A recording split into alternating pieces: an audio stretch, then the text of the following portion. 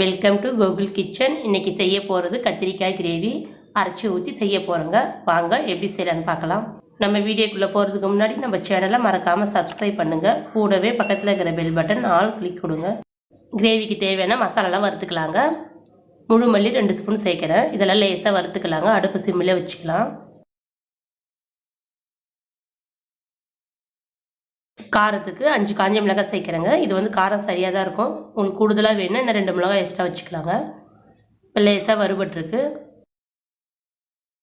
இது கூடவே இஞ்சி பூண்டையும் சேர்த்துக்கிறேங்க. லேசாக வறுத்துக்கலாம்.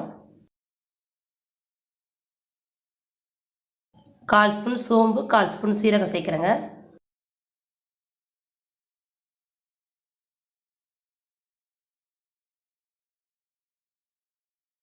$50 கிராம் வேர்க்கடலை எடுத்துருக்கோங்க. இப்போ நம்ம சேர்த்துக்கலாம்.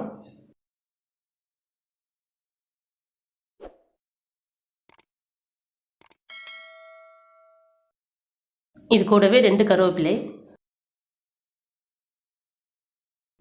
தேங்காய் வந்து சின்ன தேங்காவில் பாதி அளவு எடுத்துருக்காங்க. இப்போ நம்ம இதையும் சேர்த்து லேசாக வறுத்துக்கலாம். நீங்கள் துருவி சேர்க்கறனாலும் சேர்த்துக்கலாங்க. இப்போ இதெல்லாம் லேசாக ஆறுனதுக்கப்புறமா நம்ம அரைச்சி எடுத்துக்கலாங்க. இந்த அளவுக்கு அரைச்சி எடுத்தாச்சு. கிரேவி செய்ய 5 ஸ்பூன் அளவுக்கு எண்ணெய் சேர்க்குறேங்க. நம்ம இந்த கிரேவிக்கு எண்ணெய் அதிகமாக சேர்க்கணுங்க. கடுகு 1/4 ஸ்பூன், கொஞ்சம் கருவேப்பிலை, ஒரு வெங்காயத்தை நீட் ஷேப்பில் கட் பண்ணியிருக்கேன். கூடவே கொஞ்சம் பெருங்காயத்தூள். இந்த வெங்காயத்தில் நல்லா வதக்கிக்கலாங்க.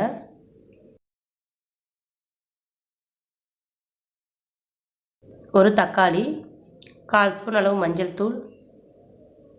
இந்த தக்காளியெல்லாம் நல்லா வதங்கி வரட்டுங்க.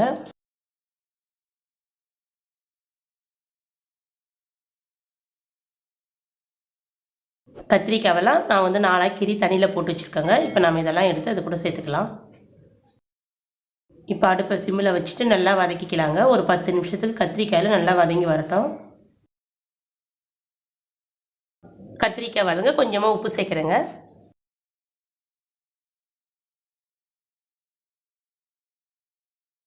கத்திரிக்காயில் நல்லா எண்ணெயிலே வதங்கட்டாங்க. அடுப்பு சிம்மில் வச்சு ஒரு 10 நிமிஷத்துக்கு நல்லா வேக வச்சுக்கலாம். கத்திரிக்காயெல்லாம் நல்லா வெந்திருக்குங்க. அந்த தோலெல்லாம் மேலே நல்லா சுருங்கி வந்திருக்கு. இப்போ நம்ம அரைச்சி வச்சுருக்க மசாலாவெல்லாம் சேர்த்துக்கலாம். கொஞ்சமாக மிக்சி கப்பில் தண்ணி சேர்த்துருக்கேங்க. அதையும் நான் ஊற்றிக்கிறேன். இப்போ கத்திரிக்காயெல்லாம் சேர்த்து நல்லா கிண்டி விட்டுடலாங்க. நம்ம அரைச்சி சேர்க்கறதுனால அடி பிடிக்கும். அடுப்பு சிம்மிலே வச்சுக்கலாம். மசாலாலாம் நல்லா வெந்து மேலெல்லாம் எண்ணெய் பிரிஞ்சு வரணுங்க. அந்தளவுக்கு நல்லா கொதிக்க வச்சுக்கலாம். ஏற்கனவே கொஞ்சம் உப்பு சேர்த்துருந்தாங்க. இப்போ கொஞ்சமாக உப்பு சேர்த்து நல்லா கிண்டி விட்டுடலாம். இப்போ நல்லா கொதித்து மசாலாலாம் கத்திரிக்காய்க்குள்ள நல்லா இறங்கியிருக்குங்க. இந்த கத்திரிக்காய் கிரேவி ரசம் சாதத்துக்கும் நல்லா ஒயிட் சாதத்துக்கும் பிசைஞ்சு சாப்பிட்டா அவ்வளோ சூப்பராக இருக்குங்க. நீங்களும் இந்த மாதிரி செஞ்சு பார்த்துட்டு கமெண்டில் தெரிவிங்க. இந்த வீடியோவை லைக் பண்ணுங்கள், ஷேர் பண்ணுங்கள், கமெண்ட் பண்ணுங்கள். மறக்காமல் சப்ஸ்கிரைப் பண்ணுங்கள்.